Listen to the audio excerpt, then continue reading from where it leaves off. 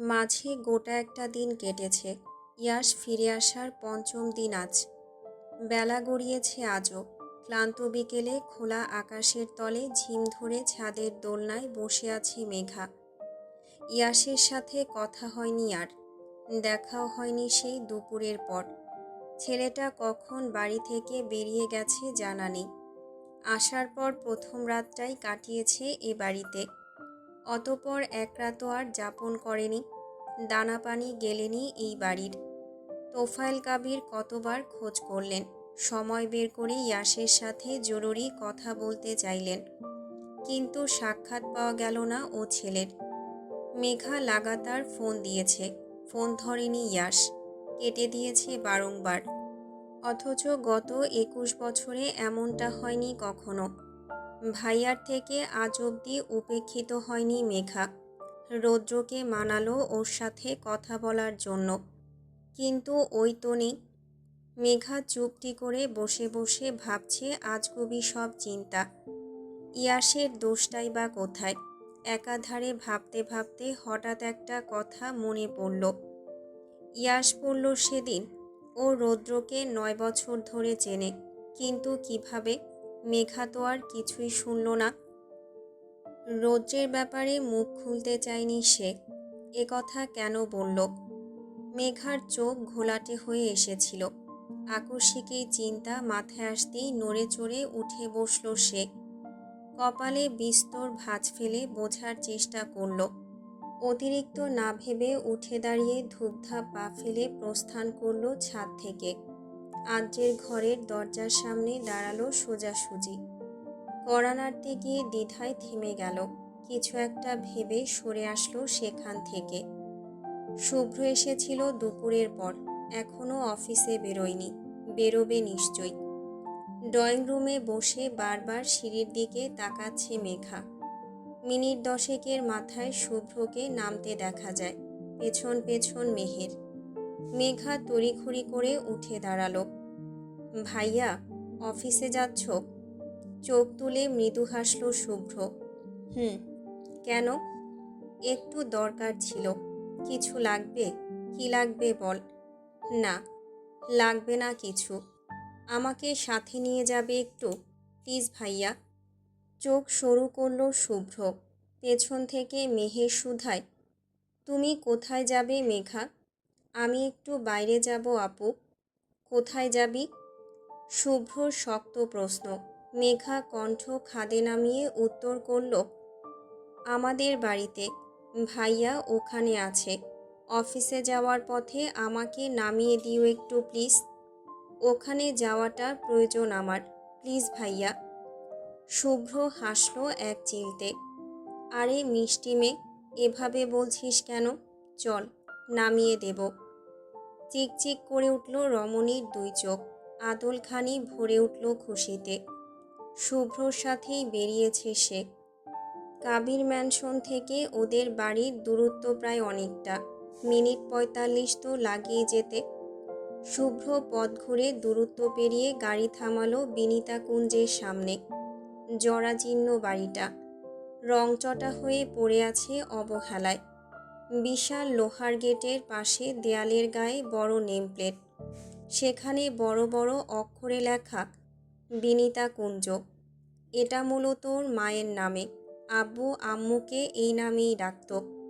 সবুজ ভারী শ্যাওলা জমেছে নেমপ্লেটের উপর। বাড়ির দিকে তাকালে অন্ধকার লাগছে। শুভ্র মেঘাকে নামিয়ে দিয়ে তাড়াহুড়ো করে চলে গেল। বাড়িটার দিকে পুরোপুরি ফিরল মেঘা। শরীরখানা শিউরে উঠল তার। কত শত স্মৃতি জড়িয়ে এখানে। বাপ মায়ের স্মৃতি তো মনে নেই, দাদুমণি আর ইয়াসের স্মৃতি জুড়ে আছে কেবলই। চোখ দুটো কেমন জ্বলে উঠল মেঘার, গা ছমছম করে উঠল। দীর্ঘ 5 বছর পর সে আবার এ বাড়িতে। ভয় লাগলো অকারণে। প্রধান গেট খোলা, তালা নেই, তার মানে ইয়াস ভেতরেই আছে। মেঘা ঢোক গিলে সামলায় নিজেকে। চোখ ছাপিয়ে পানি গড়ানোর আগেই চোখ মুছে নেয়। হালকা ধাক্কায় গেট খুলে ভেতরে ঢোকে। বাগানটা নিঃস্ব, ফুল গাছ নেই, আছে অকার্যকর কিছু গাছগাছরা। সদর বন্ধ। 3টে চাবি এ বাড়ির। একটা ইয়াসের কাছে, বিদেশেও ছিল। দ্বিতীয়টা মেঘার কাছে সেই 5 বছর থেকেই। আর তৃতীয়টা কেয়ারটেকারের কাছে। মাসে 5 বার তিনি বাড়িটা পরিষ্কার করে যান, দেখভাল করেন ভালো মতো। মেঘা পার্স হাতড়ে চাবি বের করল, কম্পিত হাতে সদর খুলল। সহসা দমকা হাওয়া লাগলো শরীরে। আস্তে আস্তে অন্ধকার নেমেছে, সন্ধ্যার লগন। ভেতরটা পুরো অন্ধকার ঘুটঘুটে। সর্বাঙ্গ কেঁপে ওঠে একবিংশির। ভয়ে ভয়ে ভেতরে পা বাড়ায়। পাশের দেয়ালে সুইচবোর্ড হাতড়ে লাইট অন করল। অমনি দপ করে আলো জ্বলে উঠল পুরো বাড়ির। স্বস্তি পেল মেঘা। হাঁপ ছেড়ে সদর চাপিয়ে দিল। উজ্জ্বল আলোয় নিজের সেই চিরচেনা বাসস্থান দেখা মাত্রই ফিক করে হাসল রমণী। কিচ্ছু পরিবর্তন হয়নি, সব যেভাবে ছিল ঠিক সেভাবেই আছে। সোফা, ডাইনিং, চেয়ার, টেবিল, ফুলদানিগুলো, দেয়ালে দেয়ালে সব পেন্টিং, সব আগের মতোই এক জায়গায় আছে। চকচক করছে এখনো। কেবলই মানুষের অভাব এ বাড়িতে। প্রথমেই ইয়াস চলে গেল, অতঃপর দাদুমণি চলে গেল না ফেরার দেশে, এবং শেষে চলে গেল মেঘা। কার কাছেই বা থাকতো এ বাড়িতে? কেউ নেই তো। কিন্তু বাড়িটা তো ঠিকই আছে। সব ভয় ডর নিমিষেই উধাও হলো। নিজের বাড়িতে আবার ভয় কিসের? মেঘা হাঁসফাঁস করে। ঘুরে ঘুরে দেখে পুরো বাড়ি। আস্বাদন করে চিরচেনা ঘ্রাণ। সিঁড়ির পাশের রুমে লাইট জ্বলছে বোধহয়। দরজার ফাঁক দিয়ে দেখা যাচ্ছে মিটিমিটি আলো সেখানে। ইয়াসের ঘর ওটা। মেঘা হাঁপ ছাড়ল ওর উপস্থিতি বুঝে। দীর্ঘ দম নিয়ে ঘরের দিকে কদম বাড়ালো। চাপানো দরজা আলগোছে ঠেলে পা রাখল ঘরের ভেতর। পুরো বাড়ি গোছানো হলেও এই ঘরটা পুরো এলোমেলো। জিনিসপত্র ছড়িয়ে আছে এদিক ওদিক। মেঝেতে গড়াগড়ি কাপড় চোপড়। বিছানায় উবু হয়ে বেঢাল পড়ে আছে ইয়াস। মেঘা চমকায়, এড়ে যায়, বসে এক পাশে। ইয়াসের চুলের ভাঁজে হাত রাখে, ডাকে উদ্বিগ্ন হয়ে, ভাইয়া, ভাইয়া। সাড়া নেই। একটু নড়চড় ঠাউর হলো। মেঘা লক্ষ্য করে দেখল মেঝেতে কতগুলো টুকরো টুকরো কাঁচ ভেঙে পড়ে আছে। গোটা কয়েক ওয়াইনের বোতল। নাকে বিদঘুটে গন্ধ ঠেকল। অবিশ্বাসে ছানা বড়া হলো রমণীর ডাগর চোখ জোড়া। ইয়াস নেশা করে? কই, না তো। কখনো সিগারেট অবধি খায়নি। তাহলে এসব? সেদিনও বলল একসাথে সিগারেট খেয়েছে। মানে কি এসবের? অবান্তর ধারণায় আটকায় একবিংশী। ঢোক গিলে কাপা হাতে ভাইয়াকে ঝাঁকায়। ভাইয়া, শুনছো আমায়? ওঠো প্লিজ। নড়ল ইয়াস। মুখ ফেরালো মেঘার দিকে। চোখের ভারী পাপড়ি যুগল ফাঁক করে চাইল বনের পানে। নেশার ঘোরে বিরক্ত হলো। বাজখাই গলায় বলল, কি হয়েছে? ওঠো। এখানে কেন তুই? কি চাই? চলে যা। কোথায় যাব? আর এসব কি? তুমি ড্রিঙ্কস করেছো? করেছি। ভাইয়া, কি বলছো? তুমি এসব কবে থেকে? চুপ। কথা বলবি না আমার সাথে। যা, চলে যা। আমার প্রয়োজন নেই তোর। যাদের প্রয়োজন তাদের কাছে যা। কণ্ঠ কিছুটা এলোমেলো। নেশার ঘোরে আছে বোঝাই যাচ্ছে। মেঘা ওষ্ঠ উল্টায়, ক্ষমা চায়। সরি ভাইয়া। কিসের জন্য? তোমার কথার অবাধ্য হয়েছি। ঠিকমতো কথা বলিনি তাই। তুমি চলে এসেছো কেন ও বাড়ি থেকে? কতবার ফোন দিয়েছি খেয়াল আছে? আমার চিন্তা হয় না বুঝি? ইয়াস হাসল তাচ্ছিল্য করে, উঠে বসল। খেয়াল রেখে লাভ কি? আমার চিন্তাও হয় বুঝি তোর? হয়েই বা লাভ কি? ব্যাকবোর্ডে হেলান দিয়ে ফুল স্লিভের মোটা একটা সোয়েট শার্ট গায়ে জড়ালো ইয়াস। কেমন ঠান্ডা ঠান্ডা লাগছে, অথচ গরমে টান পড়ছে ইদানিং। শীত কমে আসছে। মেঘা ওকে সরু চোখে পরখ করল। ইয়াসের চোখ দুটো লাল বিভৎস। ওকে ঝাঁকানোর সময় শরীরের উত্তাপ অনুভব করেছে কিছুটা, তবে সেভাবে গুরুত্ব না দিলেও এখন আঁতকে উঠল। হাত বাড়িয়ে কপাল স্পর্শ করতেই ধক করে উঠল মেঘা। ভাইয়া, তোমার তো জ্বরে গা পুড়ে যাচ্ছে, আর এভাবেই পড়ে আছো তুমি? ইয়াশ ভাবলেশহীন। মেঘা বিচলিত হয়ে পড়ল, উঠে দাঁড়ালো কিছু একটা করার জন্য। এর মধ্যেই ডাকলো ইয়াশ, লিটল বাট। মেঘা চমকে উত্তর করে, হ্যাঁ। আমার পাশে বস, একটু কথা বলবো, শুনবি? কেমন কাতর কণ্ঠ। মেঘা মনে মনে ভরকায়। উদ্বিগ্নতা ছেড়ে আলগোছে পাশে বসে। কি হয়েছে ভাইয়া? আমি ভুল করেছি, তুমি ভুল বুঝছো আমায়, কিন্তু বিশ্বাস করো, রৌদ্র খারাপ নয়। তুমি তো আমাকে চেনো, আমি খুব সহজে কাউকে মানতে পারি না, জানো এটা। মেয়েদের বিয়ে একবারই হয় ভাইয়া, তাহলে এমন কেন করছো? আমি রৌদ্রকে ক্ষমা করে দিয়েছি, উনি নিজের ভুল স্বীকার করেছেন। কি কি স্বীকার করেছে? রৌদ্রকে কতটুকু চিনেছিস? আচ্ছা বাদ দে, আমি আমার কথা বলি, তাহলে উত্তর পাবি অনেক। শোন লিটল বাট, তোর আরাফের কথা মনে আছে? ভাইয়া শুকনো বিষণ্ণ প্রশ্নে মেঘার কপালে 3 স্তরের ভাঁজ পড়ল। খানিক বাদে হেসে বলল, আরাফ ভাইয়া? হ্যাঁ, মনে আছে তো। তোমার বেস্ট ফ্রেন্ড, মনে থাকবে না আবার? রিসা, ওকে মনে আছে? হুম, খুব মনে আছে। রিসা আপু, তুমি আর আরাফ ভাইয়া, তোমরা 3 জন তো বেস্ট ফ্রেন্ড ছিলে। আমার আর দাদুমণির পর ওরাই সব কিছু ছিল তোমার জীবনে।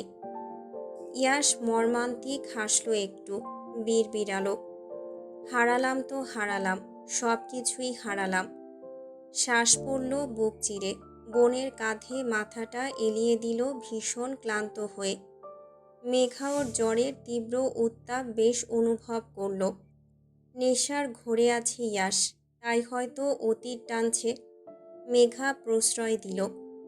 ইয়াশ নরম কণ্ঠে ফের বলে, আরেকজনকে মনে করাবো, তখন একবার দেখেছিলি শুধু, দেখ তো এখন মনে করতে পারিস কিনা।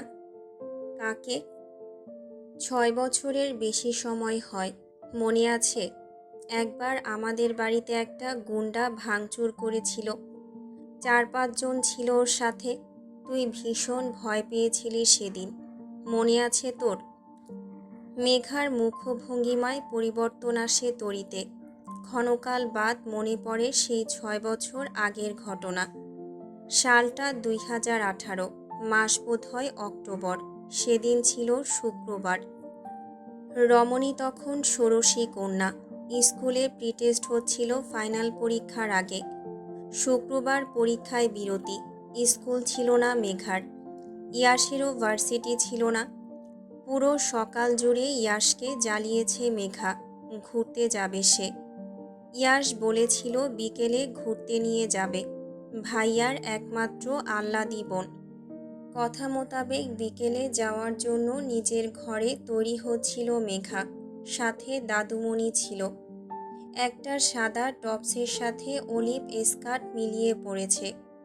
সাজুগুজু করার শখ ছিল সেই সময়, বেশ সুন্দর করে সেজেছিল ষোড়শী কন্যা। ড্রয়িং রুমে ইয়াশ অপেক্ষায়, তড়িঘড়ি করে সাজগোজ করতে হয়েছে ওকে। আয়নার সামনে দাঁড়িয়ে নিজেকে খুঁটিয়ে খুঁটিয়ে দেখার মাঝেই দাদুমণি একটা রংচঙে ওড়না গলায় পেঁচিয়ে দিলেন। মেঘা হাসল ফিক করে। ঘর থেকে বেরোনোর আগে ড্রয়িং রুম থেকে একটা বিকট শব্দ কানে বাজল। চমকালো ষোড়শী। কিছু বুঝে ওঠার আগেই একের পর এক কাঁচ ভাঙার আওয়াজ এলো কানে। হাসি খুশি মুখখানা মিয়ে গেল নিমিষেই। তড়িঘড়ি করে দাদুমণির সাথে ঘর ছাড়ল সে। সিঁড়ির কাছে আসতেই নিচের এলোমেলো অবস্থা দেখে ছ্যাঁত করে উঠল। বসার ঘরে সব তোলপাড়, ছড়িয়ে ছিটিয়ে পড়ে আছে এদিক ওদিক। কাচের টি টেবিল ঝরঝরিয়ে গুড়িয়ে পড়েছে মার্বেলের মেঝেতে। চেয়ার টেবিল উল্টে পড়ে আছে। এই তাণ্ডব চালাচ্ছে গোটা পাঁচেক বেপরোয়া যুবক। এলোপাথারি ভাঙচুর করছে সব। একজন দাঁড়িয়ে কেবল প্যান্টের পকেটে হাত গুজে আইসি ভঙ্গিতে মজা দেখছে। তার নির্দেশেই সব হচ্ছে এখানে। তখনকার সেই ভীত ষোড়শী ভরকায় ভাইয়াকে খোঁজে হন্য হয়ে। অবশেষে ইয়াসের দেখা মেলে সিঁড়ির নিচে। মেঘার কলিজা শুকিয়ে কাঠ, শূন্য হয়ে আসে পুরো পৃথিবী। ভয়ে আতঙ্কে দাদুমণিকে জাপটে ধরে সে। ছিপছিপে গঠনের হালকা তনু কেঁপে ওঠে, মুখ লুকায় বুকে। বৃদ্ধা বিমুঠ গলা বাড়িয়ে চেঁচালেন উপর থেকে, ইয়াস, দাদুভাই, এসব কি হচ্ছে? কারা ওরা? এই গুন্ডাগুলো বাড়িতে ঢুকলো কি করে? এমন করছে কেন? ইয়াস মাথা তুলে চায় উপরে, অতপর সামনে দাঁড়িয়ে থাকা উশৃঙ্খল ছেলেটার দিকে। এই বেপরোয়া বকাটে যুবকের বিপরীতে তার অসহায় চাহনি। কেননা ছোট বোনটা আছে এখানে। যদি কোনো ক্ষতি করে বসে। ঢোক গিলল সে। প্রথমবার চোখে ভয় সমেত তাকালো রুক্ষ যুবকের পানে। কাকুতি করল, দেখ টুডি, তোর সাথে ঝামেলা আমার, সেটা ভার্সিটিতে। আমার বাড়িতে এসেছিস কেন তুই? আমার বোন ভয় পাচ্ছে। যা করেছিস যথেষ্ট। প্লিজ এখন চলে যা। ভয় পাচ্ছে আমার বোনটা, ও খুব সেনসিটিভ। বেপরোয়া ছেলেটা হাসল গা দুলিয়ে। হাত উঁচিয়ে থামতে বলল নিজের সঙ্গীদের। চোখ উপরে তুলল। তৎক্ষণাৎ শুরু হলো দৃষ্টি। এক অনুচ্চ রমণী বৃদ্ধার বুকে মুখ গুজে কাঁপছে তিরতিরিয়ে। ফোঁপানির শব্দ শোনা যাচ্ছে ক্ষীণ গলায়। মেয়েটা ভয়ে গুঙিয়ে ডাকে চিকন স্বরে, ভাইয়া। বর্তমান অতীত বিচরণে ঘটনাপ্রবাহ আবছাভাবে স্মৃতিতে ধরা দিল মেঘার। সেই গুন্ডাটার অব্যয় খুব ঝাপসা, মনে নেই বিন্দু মাত্র। তবুও মনে পড়েছে সেদিনের ঘটনাগুলো। ধক করে উঠল বর্তমান একবিংশী। শুষ্ক ঢোক গিলে বলল, মনে আছে ওই গুন্ডার কথা। কিন্তু তুমি হঠাৎ এসব কেন বলছো ভাইয়া? জ্বর এসেছে তোমার, গা পুড়ে যাচ্ছে। তুমি বসো, আমি কিছু একটা ব্যবস্থা করছি। মেঘার কথাগুলোর তোয়াক্কা না করে ইয়াস একরোখা হয়ে প্রশ্ন করে, সেই গুন্ডাটা কে জানিস? আমি জানবো কি করে? মনে নেই খুব একটা। জানতে চাস? হাঁপ ছাড়ল মেঘা। ইয়াসের জেদের কাছে হার মেনে বলল, আচ্ছা বলো শুনি। তার কথা মনে করাচ্ছ কেন হঠাৎ? কে সেই গুন্ডা? প্রত্যুত্তর করতে এক মুহূর্ত বিলম্ব করল না ইয়াস। রুডবিক কাবি রৌদ্র, ওরফে রুডি। ভার্সিটির বখাটে উশৃঙ্খল রকচটা টপার। গুন্ডাগিরিতে পারদর্শী। তোর ভাইয়ার কোনো এক দুশ্মন। বেপরোয়া ছন্নছাড়া নেশাখোর বদমেজাজি রুডবিক কাবি রৌদ্র সম্পর্কে তোর স্বামী এখন। ইয়াসের কথা শেষ। নিস্তব্ধতায় ছেয়ে গেল পুরো ঘর। মেঘা স্তব্ধ বিমুঠ। এক মুহূর্তে যেন পাথর হয়ে গেল। কথাগুলো কানে ঢুকেছে মনে নয়। সেকেন্ড কয়েক বাদ অবিশ্বাস্যে শব্দ করে হাসল। ভাইয়া, মজা করছো তুমি, তাই না? কি ভেবেছ আমি বুঝতে পারবো না? ইয়াস মাথা তোলে, হাসি নীরবে। তোর ভাইয়া তোকে কোনোদিন মিথ্যা বলেছে যে আজ বলবে? মেঘা চুপসে যায়। গায়ে ভয় ঠোঁটে টানা জোরপূর্বক হাসিটুকু। ছলছল করে দুই চোখ। আখিদ্বয়ের আর্দ্র কিনার ভিজে আসে, তবুও বিশ্বাস করে না। রৌদ্র বলেছিল ইয়াস মেঘাকে ভুল বোঝাবে। পাগল মেঘা এখনও রৌদ্রের কথাটাই বিশ্বাস করল। কিন্তু ভাইয়াকেও অবিশ্বাস করতে পারল না। হাসল পাগলের মতো। দেখো ভাইয়া, মজা করবে না একদম। তোমার কথা শুনছি না বলে এসব বলছো, তাই তো? প্লিজ ভাইয়া, মেনে নাও। রৌদ্র বাধ্য হয়ে যাবে, সত্যিই বলছি। আরাফের সাথে আমার সম্পর্কটা নষ্ট হয়েছে 6 বছর হলো। জানি সেটা? বলিনি তোকে। আরাফ আর আমার বন্ধুত্ব নেই এখন, রিসাও নেই। ওরা এখন অসীম দূরত্বে চলে গেছে। ওদের সাথে কত বছর কথা হয় না, দেখা হয় না, আড্ডা দেওয়া হয় না, কোনো কিছু শেয়ার করা হয় না। আমার আর কোনো বন্ধু নেই। আমি কেন 6 বছর আগে হঠাৎ করে ইউএসএ চলে গেলাম? জানিস আসল কারণ? মেঘা হাঁসফাঁস করে উঠল এবার। ইয়াস শান্ত স্থির, মাথা এলিয়ে বিপরীতে মুখ ঘুরিয়েছে, নেশায় কণ্ঠ ভার। তবে নেশায় থাকলে নাকি লোকে সত্যি কথা বলে, সত্যিই কি? মেঘার গলা শুকিয়ে আসে, শুধুই জবান চিরে। কেন? আমি ডক্টর হতে চাইনি কখনো। স্কলারশিপে সুযোগ পেয়েছিলাম, কাজে না লাগিয়ে আরাফার রিসার সাথে ডাবিতে ভর্তি হলাম। কারণ যদি কাজে লাগাতাম তাহলে আমাকে অনেক দূরে চলে যেতে হতো, তোকে ছেড়ে, আরাফকে ছেড়ে, আর রিসাকেও ছেড়ে। জানিস লিটল বাট, আমি রিসাকে ভালোবাসতাম। গলা কাঁপল যুবকের, থামল, একটু দম টেনে আবার বলল, রিসাকে ভালোবাসতাম আমি, বলিনি কখনো। ভার্সিটি লাইফে আসার পর রৌদ্রকে চিনলাম। কাবির পরিবারের ছোট ছেলে রুডবিক কাবির রৌদ্র। সেবার সে সেকেন্ড টপার হয়েছিল, প্রথম হয়েছিল আরাফ। আরাফকে নিয়ে খুশি ছিলাম আমরা। আমরা তিনজন এক ছিলাম, আর কারোর প্রয়োজন ছিল না আমাদের।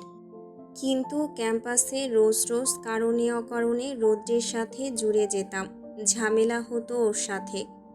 মূলত আরাফের সাথে পায়ে পা দিয়ে ঝামেলা করত রৌদ্র। ও বড্ড বকাটে, কাউকে তোয়াক্কা করতো না, না সিনিয়র আর না প্রফেসর। আমাদের কথা তো বাদই দিলাম, তাই ওর সাথে হওয়া সব ঝামেলা এড়ানোর চেষ্টা করতাম যথাসম্ভব। কিন্তু আর কত? একের পর দিন, মাস পেরিয়ে বছরও পেরোলো, ও আমাদের পিছুই ছাড়তো না। রোজ সাঙ্গপাঙ্গ নিয়ে একটা না একটা সুযোগে হ্যারেস করতো আমাদের। তুই তো জানিস আরাফ শান্ত, ও সব সময় এসবে শান্তই থেকেছে, সহ্য করেছে। কিন্তু আমি পারতাম না, তাই ঝামেলাটা আমার সাথেই হতো বেশি। সেদিনও এক ঝামেলার জন্য ভার্সিটি থেকে 2 মাসের জন্য সাসপেন্ড করা হয়েছিল ওকে। কমপ্লেন আমি করেছিলাম, তাই আমার উপর রাগ ঝাড়তে বাড়িতে এসে ওভাবে ভাঙচুর করে গেছে। থামল সে, আবারও নিস্তব্ধ হয়ে গেল পুরো ঘর। মেঘা মন দিয়ে শুনল। চোখের পলক পড়তেই দ্বিখোল পাপড়ি ছাপিয়ে টপাটপ কয়েক ফোঁটা পানি গড়ালো চোখ থেকে। হালকা হয়েও পুনরায় ভরল চোখ দুটো। অনুভূতিহীন জড়বস্তু হয়ে গেল রমণী। খুব করে মনে করার চেষ্টা করল সেদিনের সেই গুন্ডাটার মুখাব্যয়, কিন্তু ভুলো মনে কিছুই ধরা দিল না। ইয়াস থেমে বলে চলে, রৌদ্রের সাথে আমার শত্রুতা তখন থেকেও নয়, বরং তখন থেকে যখনও আমার কাছ থেকে রিসাকে কেড়ে নিল, আমার আর আরাফের সম্পর্কে ভাঙন ধরালো, ভুল বোঝাবুঝি তৈরি করে কেড়ে নিল আমার বন্ধুটাকেও। ওরা দুইজনই আমার সব ছিল, কিন্তু রৌদ্র ওদের কেড়ে নিল, দূরে সরালো আমার থেকে। সব রাগ নিংড়ে মিটিয়ে নিঃস্ব করলো আমায়। রিসা, আরাফ ওরা আর আমার জীবনে নেই। কোথায় আছে, কেমন আছে, কিভাবে আছে জানি না। আর বাকি রইলি তুই। জেদ করে তোর দিকটা না ভেবেই চলে গেলাম ইউএসএ। রিসা বরাবর চাইতো আমি ডক্টর হই, ওকে হারিয়ে ওর ইচ্ছের মূল্য দিতে ছুটলাম। যাওয়ার পর কি শুনলাম, আমার শেষ সম্বলটাও নাকি রৌদ্র হাতিয়ে নিল। মেরে রক্তাক্ত করে জোরপূর্বক বিয়ে করলো তোকে। এত রাগ আমার উপর, যার বশে প্রতিহিংসার শিকার করলো তোকে। মেঘা এবার ঝাঁকুনি দিয়ে ওঠে, পিছিয়ে যায় বসা অবস্থায়। 2 হাতে মুখ চেপে ধরে, ঝরঝরিয়ে পানি গড়িয়ে গাল ভেজে। ইয়াসের কণ্ঠ নিভে এসেছে ঘোরের বশে, বিড়বিড় করছে এখনো। ও আমাকে বলেছিল ও আমায় নিঃস্ব করে ছাড়বে, আর তাই করল। তুই ওর ফাঁদে পা দিলি মেঘা, তুচ্ছ করলি ভাইয়াকে। আমি কাকে নিয়ে বাঁচব? আমার যে আর কেউই রইল না। ওখানে দম বন্ধ লাগে আমার, গুমড়ে মরি প্রতিটা ক্ষণ। যাবি না তুই আমার সাথে, যাবি না? বিড়বিড় করতে করতে এক পর্যায়ে নিভে যায় কণ্ঠ। পুরোপুরি নেতিয়ে পড়ে ছেলেটা, গা ফেটে যাচ্ছে জ্বরে, আগুন জ্বলছে যেন। মেঘা কিংকর্তব্য বিমূঢ় ধীরে খাট থেকে নামল। ইয়াশকে টেনে আলগোছে শুইয়ে দিল, গায়ে ব্ল্যাঙ্কেট জড়িয়ে দিয়ে এক ছুটে ঘর থেকে বেরোলো। ঝকঝকে পুরো বাড়ি, অথচ মেঘার কাছে সবটা অন্ধকার লাগছে। মনে হচ্ছে সে হারিয়ে যাচ্ছে গহীন তিমিরে। চার দেয়াল ঠেসে ধরছে ওকে, মাথা ভন ভন করছে। নিজেকে ধরে রাখতে পারল না একবিংশী, শরীরের ভার সামলাতে হিমশিম খেল বড্ড বেশি। টলমলে হাঁটু গড়িয়ে ধপ করে পড়ল শক্ত মেঝেতে, ব্যথায় মৃদু কুকিয়ে উঠল। অঝোর ধারায় বৃষ্টি নামল চোখ বেয়ে, শব্দ করে কাঁদতেও ভুলে গেল মেয়েটা। বুক চিরে যাচ্ছে, কিন্তু কণ্ঠ চিরে আওয়াজ আসছে না। শ্বাস নেই বুকে, হাঁ করে শ্বাস নিতে হচ্ছে। মেঘা ভেজা চোখ তুলে সিঁড়ির দিকে তাকায়। লোকটাকে প্রথম দেখেছিল এই সিঁড়ির নিচে, যখন ষোড়শী কন্যা ভয়ে গুটিয়ে ভাইয়ার পিছনে লুকিয়েছিল ষাট খামচে। তখন সামনে সেই বেপরোয়া গুন্ডাটা ডেকেছিল বোধহয় ফিস ফিস করে, সুইট হার্ট। সেই ডাকটা কানে বাজে, মেঘার হেঁচকি উঠে যায়, ডুকরে কান্না পায়। ভাইয়া যা বলল তা সত্যিই কি? লোকটা এই কারণেই বিয়ে করেছে ওকে, কেবল প্রতিশোধ পরায়ণ হয়ে, ইয়াশকে নিঃস্ব করতে? তাহলে তার বেপরোয়া হৃদয়ে ভালোবাসার ঘ্রাণ পায় কেন মেঘা? লোকটা উন্মাদ কেন মেঘার ওপর? নাকি সব ছলনা? সে যদি সত্যি মেঘাকে ভালোবাসে তাহলে 5 বছর কোথায় ছিল? এত সময় খোঁজ নেয়নি কেন? মেঘা যদি না থাকতো কাবির ম্যানশনে, তাহলে ফিরে এসে উন্মাদনা করত কার জন্য? মেঘা তো বোকা, সে কখনো খুঁটিয়ে ভাবেই না এসব। ইভার সাথে বিয়ে ঠিক, অতপর ইভার পালিয়ে যাওয়া। মেঘার সাথে সারার বন্ধুত্ব তো আরও আগে থেকেই, সারার খালাতো ভাই উনি। আবার ইয়াসের সাথেই শত্রুতা। এ কেমন গোলকধাঁধায় পড়ল মেঘা, তালগোল পাকিয়ে যাচ্ছে সব। মাথা এলোমেলো হয়ে যাচ্ছে, হাপুস হুপুস করে উঠল বুক ভরে শ্বাস নিতে। জবজবে গাল মুছল, কাঁদল না চিৎকার করে। ইয়াসের কাছে যেতে হবে, অসুস্থ সে, জ্ঞানশূন্য ইতিমধ্যে। মেঘা বহু কষ্টে নিজেকে সংবরণ করে, হাঁ করে বড় বড় কয়েক শ্বাস টানে, উঠে দাঁড়ায়। পা বাড়ানোর আগেই সদরের ডোরবেল বাজে, চমকায় রমণী। ধক করে ঘাড় ঘোরায়, লাগাতার বেল বাজছে।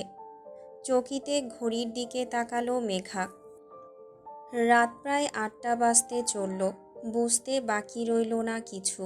2 হাতের আঁচলে ভালোমতো ভেজা চোখ মুখ মুছে নিল। ত্রস্ত পায়ে হেঁটে গিয়ে খুলে দিল দরজা। ঠিক সামনাসামনি বেপরোয়া যুবক। দরজা খুলতেই মেঘাকে দেখে এক ফালি হাসল ঠোঁট ঠেলে, এক লাফে ভেতরে ঢুকে আসলো।